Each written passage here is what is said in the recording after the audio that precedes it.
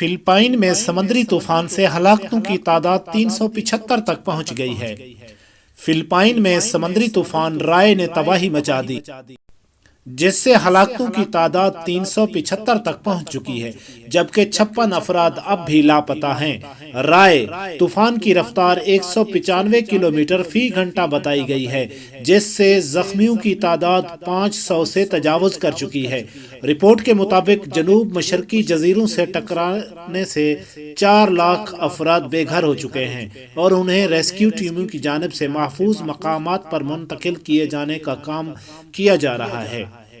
فوج کے ہزاروں اہلکار، کوسٹ گارڈز اور آگ بجھانے والے عملے کے اراکین کو مختلف علاقوں میں تعینات کیا گیا ہے۔ رائے طوفان سے ہونے والے نقصان کی وجہ سے بڑے پیمانے پر بجلی اور مواصلاتی رابطہ منقطع ہو گیا ہے، جس سے ریسکیو ٹیموں کو مشکلات کا سامنا ہے۔ فلپائن میں ریڈ کراس کے سربراہ رچرڈ گولڈن کا کہنا ہے کہ کچھ علاقے تو ایسے ہیں جو لگتا ہے کہ دوسری عالمی جنگ کے مقابلے میں بھی زیادہ بری طرح متاثر ہوئے ہیں۔ ریڈ کراس کی international federation and red crescent societies کی جانب سے طویل مدت تک امدادی سرگرمیوں کے لیے ہنگامی بنیادوں پر $2.20 کروڑ فنڈ کی اپیل کی گئی ہے۔ یاد رہے کیٹیگری 5 کا سمندری طوفان فلپائن کے جنوبی ساحل سے ٹکرایا تھا۔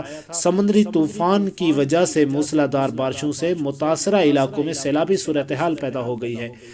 بری طرح متاثرہ علاقوں میں کئی عمارتیں تباہ ہو چکی ہیں، جہاں سے رہائشیوں کو مٹی اور ملبے میں سے اپنے تباہ شدہ گھروں سے سامان نکالتے دیکھا جا سکتا ہے۔